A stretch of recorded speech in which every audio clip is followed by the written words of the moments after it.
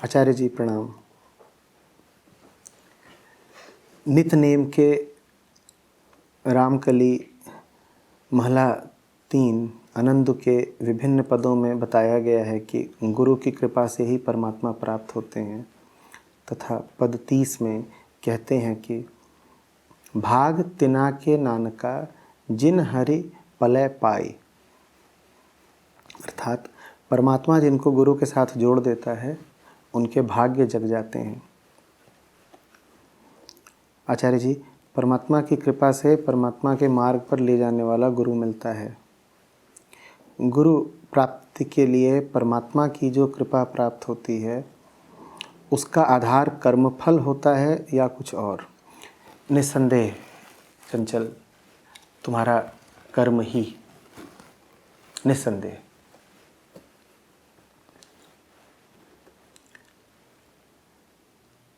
परमात्मा की कृपा शर्तबद्ध नहीं होती।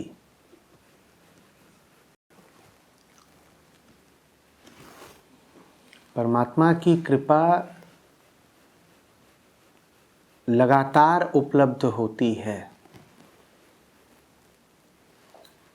परमात्मा की ओर से तो कुछ भी ऐसा नहीं होता जो थोड़ा है और थोड़ा नहीं है। वहाँ तो मामला ही पूर्णता का है, एब्सोल्यूट है। कृपा भी होगी तो या तो पूरी होगी या एकदम नहीं होगी। वहाँ तो ये खेल चलता ही नहीं कि थोड़ी कृपा हुई और थोड़े से लोगों पर हुई। न थोड़े से लोगों पर होती है, न थोड़ी होती है, पूरी होती है और सब पर होती है।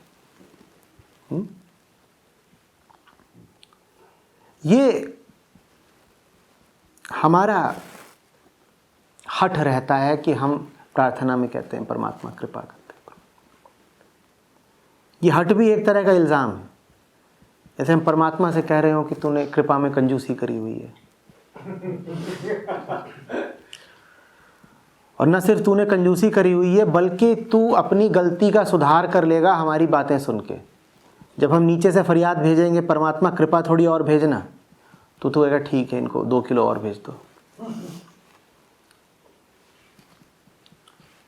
वहां तो जो होता है सही ही होता है ना।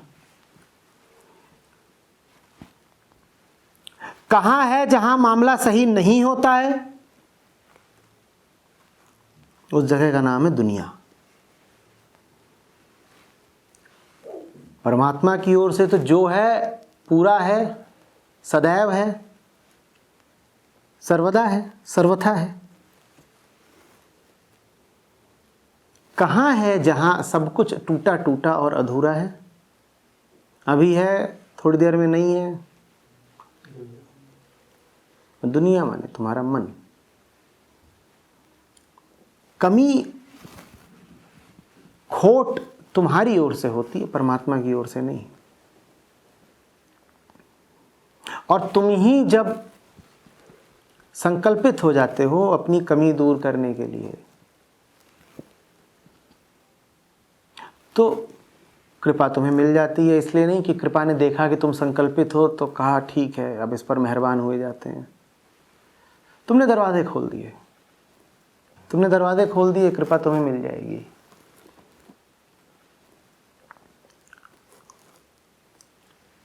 मुक्त से आए हो ना तुम,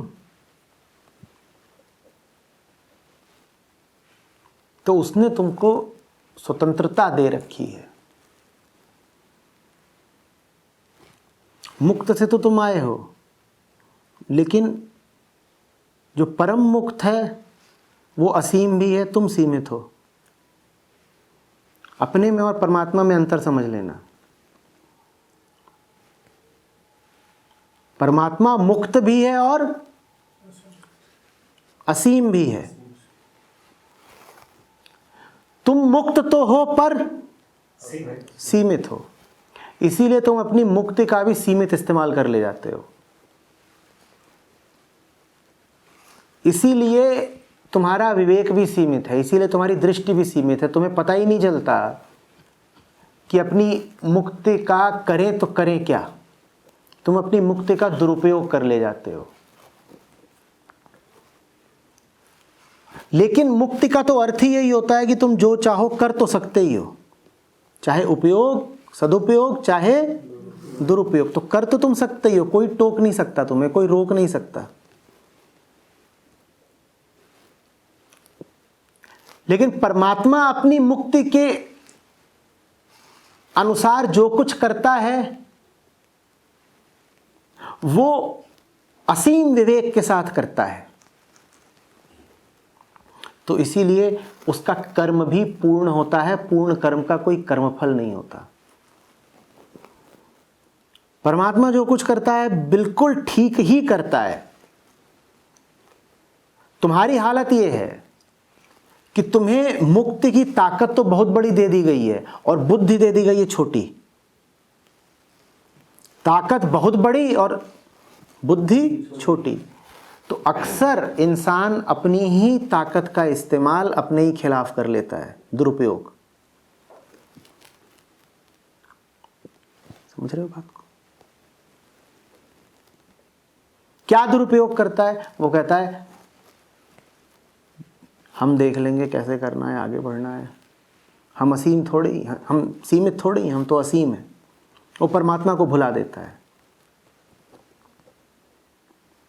जब परमात्मा को भुला देता है तो परमात्मा से जो कुछ उसे प्राप्त हो सकता था, उसके जीवन में जो कुछ भी परमात्मा जैसा था, वो सब भी उसकी जिंदगी से हट जाता है।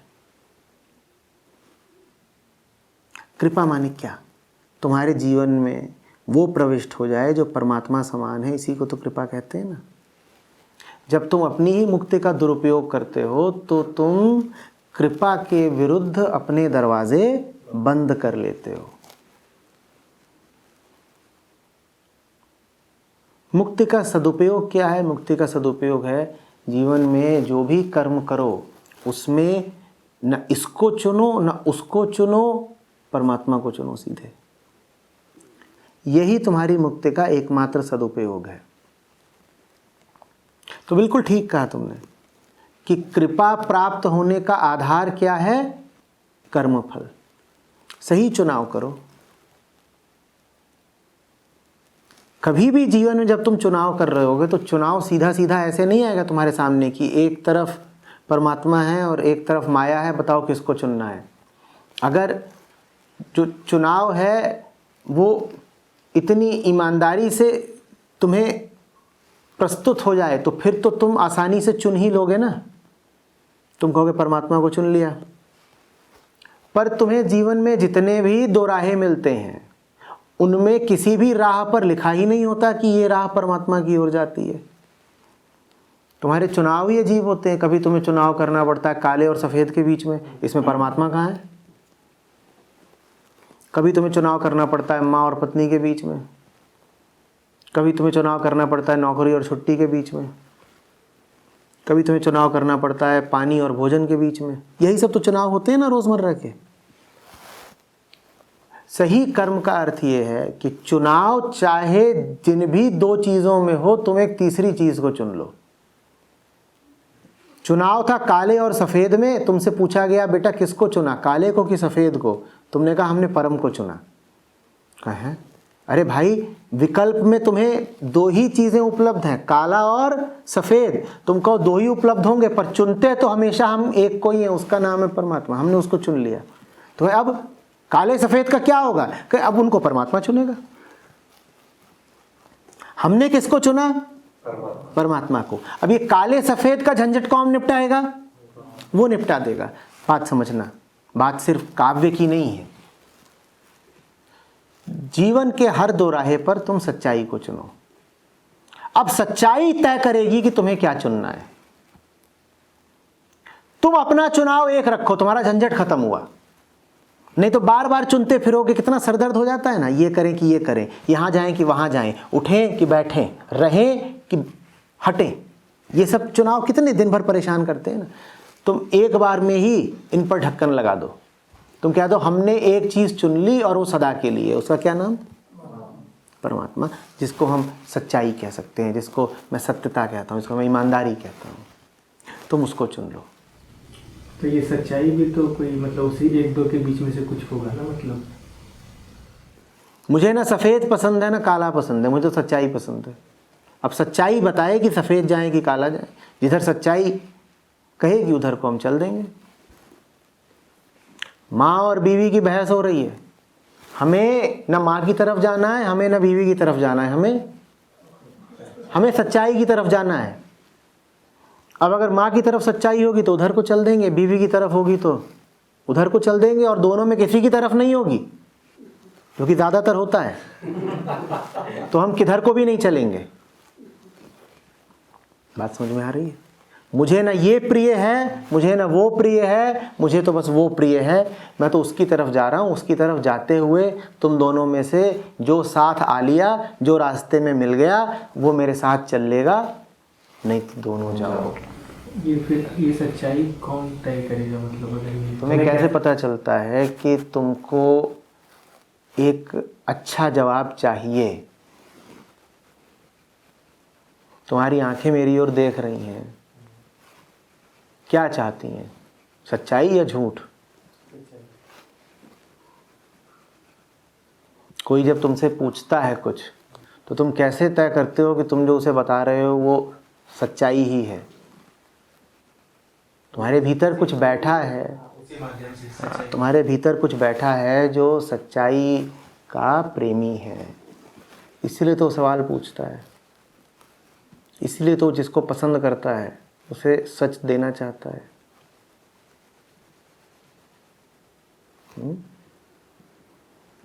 और ये सच किसी भी चीज़ से प्रभावित नहीं होगा, इस सच का संबंध शांति से है। जब सच के साथ नहीं रहोगे तो अशांत हो जाओगे, जाना ही पड़ेगा। जब कुछ ना पता हो तो बेचैनी लगती है ना। आदमी को सच चाहिए, भ्रम हो, झूठ हो, उसमें वो बेचैन हो जाता है। सच का संबंध चैन से, शांति से।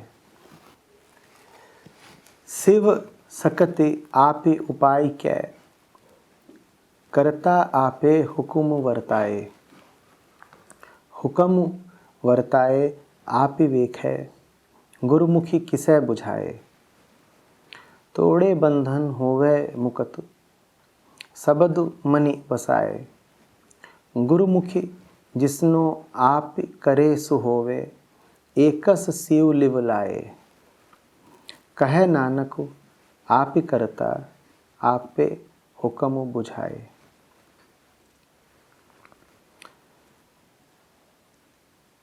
जीवात्मा तथा माया पैदा करके परमात्मा आप ही यह हुक्म देता है कि माया का जोर जीवों पर पड़ा रहे। प्रभु आप ही यह खेल देखता है कि किस तरह जीव माया के हाथ में नाच रहा है। किसी किसी विरले को ही गुरु के द्वारा वह इस खेल की समझ दे देता है। जिसको सूझ देता है उसके माया के मोह के बंधन तोड़ देता है। वह मनुष्य माया के बंधनों से स्वतंत्र हो जाता है, क्योंकि वह गुरु का शब्द अपने मन में बसा लेता है। गुरु के बताए हुए मार्ग पर चलने योग्य वह ही मनुष्य होता है जिसको प्रभु यह सामर्थ्य देता है। वह मनुष्य एक परमात्मा के चरणों में ध्यान लगाता है, उसके अंदर आत्मिक आनंद पैदा होता है तथा वह माया के मोह में से निकल जाता है। नानक कहते हैं, परमात्मा स्वयं ही जीवात्मा तथा माया की रचना करता है तथा आप ही किसी किसी को ही अपने हुक्म की सूझ देता है कि माया का प्रभाव भी उसका अपना ही हुक्म है। आनंद साहिब से उद्धृत। गोपेश हैं राजस्थान से, कह रहे हैं आचार्य जी प्रणाम। यहाँ कहा जा रहा है कि परमात्मा ही हमें मोह में, बंधनों में बांधे रखता है और आप ही यह खेल देखता है। क्या हमें खिलौने की तरह नहीं समझा गया है?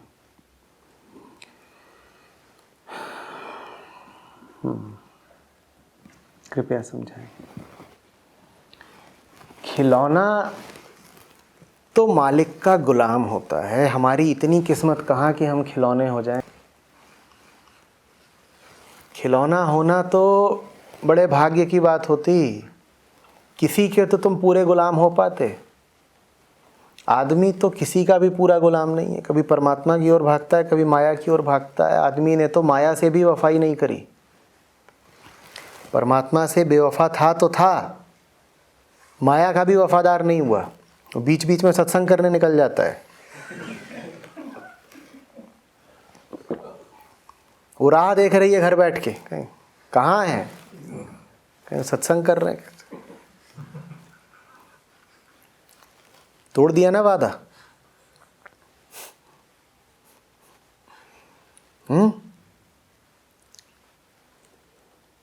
खिलौने नहीं हैं हम, दृष्टिकोण की बात है।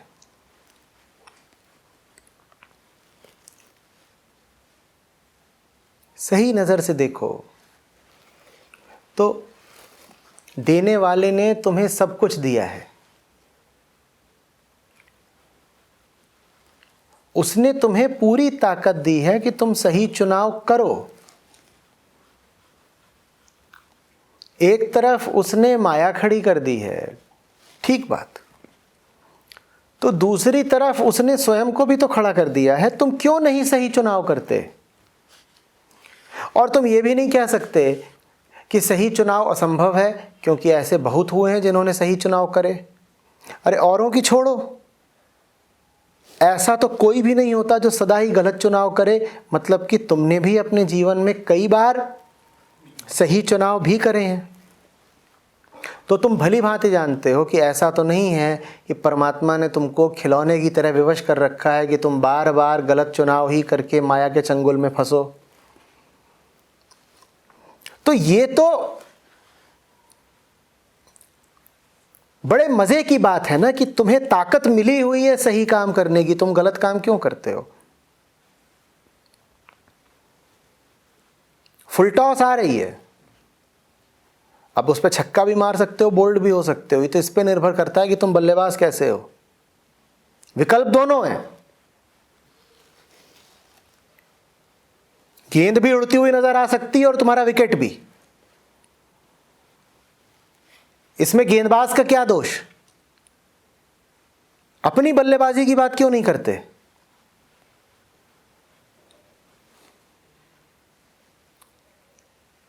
मारने वालों ने तो दे दनादन छक्के मारे।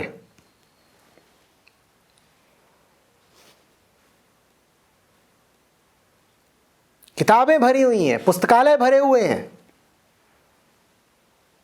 उनके वचनों से। एक एक वचन 150-150 मीटर का छक्का है। माया को समझ में ही नहीं आता गेंद कहां डाले। जहां ही गेंद डालती है, ले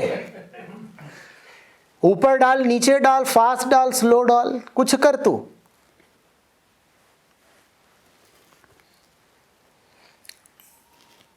तुम्हारी गिल्ली ही नजर नहीं आती। परमात्मा का क्या दोष है? जिन्होंने छक्के मारे वो भी तुम्हारी ही तरह किसी मां के गर्भ से पैदा हुए थे। आनुवांशिक रूप से, जैविक रूप से, जेनेटिकली तो तुमसे वो श्रेष्ठतर नहीं थे ना। 2 ही आंख थी उनकी, 1 ही नाक थी उनकी। उनके भी मस्तिष्क का वजन तुम्हारे ही जितना था। उन्होंने छक्के कैसे मार लिए, तुम क्यों नहीं मार पाते? अब ये तो कह ही मत देना कि नहीं वो तो परमात्मा द्वारा अलंकृत श्रेष्ठ आत्माएं थीं, हम तो निरे जीव हैं, हम क्या करें? वो अवतार थे, गुरु थे, पीर थे, पैगंबर थे। ऐसा कुछ भी नहीं, वो भी तुम्हारे ही तरह थे। उनके भी इतिहास थे, कभी उनके भी अपने भ्रम हुआ करते थे, कभी वो भी अंधेरों में ही गिर पड़ रहे थे।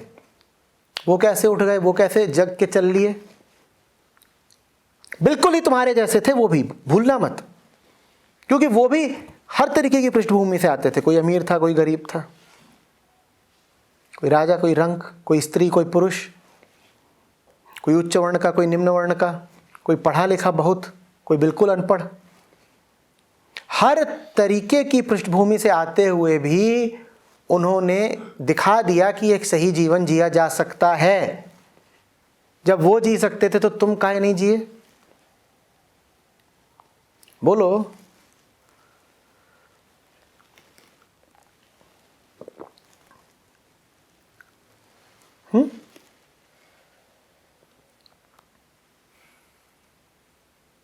जवाब दो। तो तुम्हारी मर्जी की बात है ना, तुम्हें गलत चुनने में मजा आता है, तुम लिए रहो मजे। अब तुम चाहते हो कि मजे भी लेते रहे और परम पद भी मिल जाए, तो ये तुम ज्यादती कर रहे हो। ये तुम ज्यादती कर रहे हो। तुम चाहते हो दबा के तुम गले बराबर ठूस भी लो और डकार भी ना आए। ये तो नहीं होगा ना। पूरी मुक्ति है तुम्हें कुछ भी कर्म करने की, पर कर्मफल तो भुगतना पड़ेगा ना। इतनी इंसानियत तो रखो। खा पी के बिल दिए बिना भागोगे?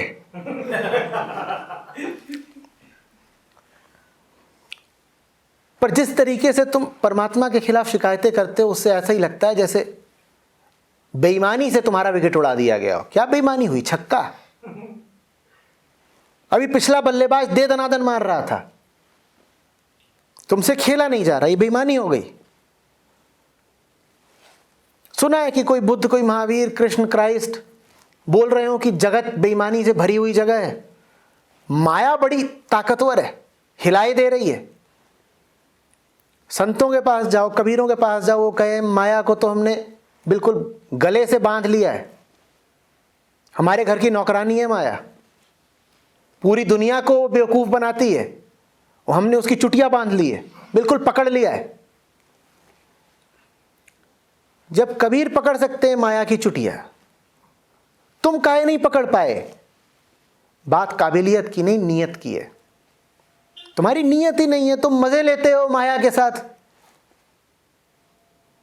तुम्हें रस अभी इसी में आता है कि माया तुम्हें झूला झुलाए, माया के साथ तुम प्रेम गीत गाओ, तेरे नैना मेरे नैनों से मीठी मीठी बातें करते हैं।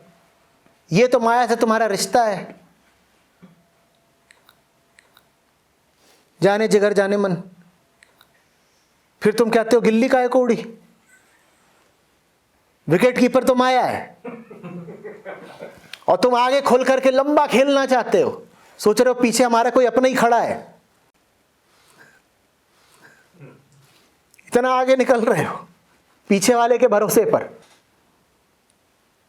इतना आगे निकलोगे तो गेंद से तो चूक हो गई, और पीछे वाला तैयार है गिल्ली उड़ाने को। फिर तुमको बड़ा सदमा लग जाता है, कहते हो दुनिया ने बेवफाई कर दी, गिल्ली उड़ा दी।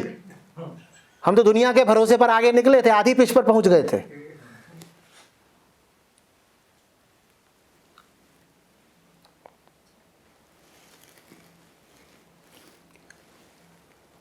तुम आनंद और मजे के बीच में मजे को चुनते हो, बस इतनी सी बात है। माया के साथ मजे तो आते ही आते हैं, इसमें कोई शक नहीं है। तो कसम से मजे ऐसे आते हैं कि अच्छे अच्छे बहक जाते हैं। मजे तो खूब आते हैं, पर कुछ आनंद के रसिक होते हैं, उन्हें मजे से ऊपर का कुछ मिल गया होता है, वो मजों से आगे का मजा है आनंद। वो फिर छोटे मोटे मजे के चक्कर में नहीं पड़ते।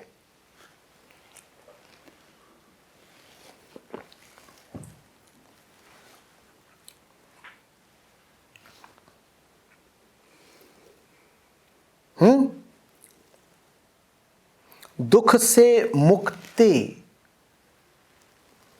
का वादा दोनों करते हैं, माया भी और सत्य भी। माया तुम्हें दुख से मुक्ति दिखाती है सुख दिखा दिखा के, सत्य तुम्हें दुख से मुक्ति दिखाता है दुख सुख दोनों हटा करके, उसे आनंद कहते हैं। और दुख से तुम्हें मुक्ति चाहिए, ये अब तुम देख लो कि तुम दुख से मुक्ति का कौन सा रास्ता चुनना चाहते हो, मायावी रास्ता या सत्य का रास्ता। दुख से मुक्ति दोनों से मिलेगी, पर एक से झूठी मुक्ति मिलेगी और दूसरे रास्ते सच्ची मुक्ति मिलेगी।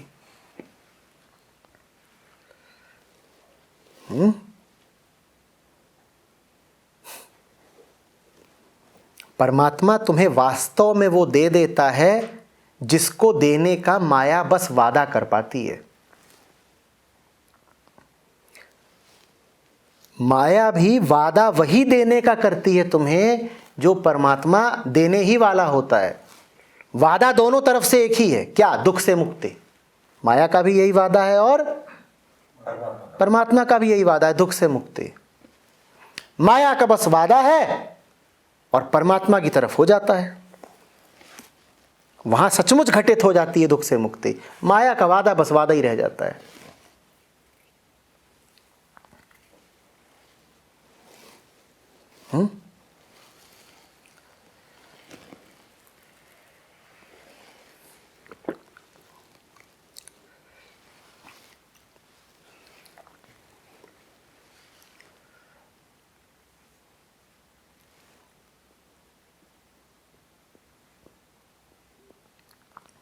ये परमात्मा ने संसार बनाया, उसमें फंसाने की इतनी चीज़ें बना दी।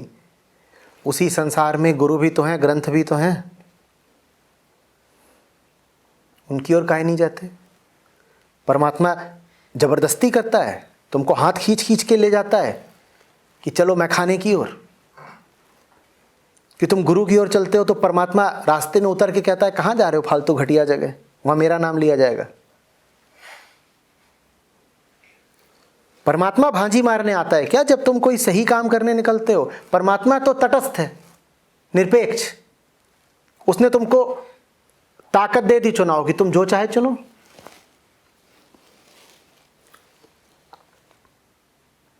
सही चुनाव करो ना।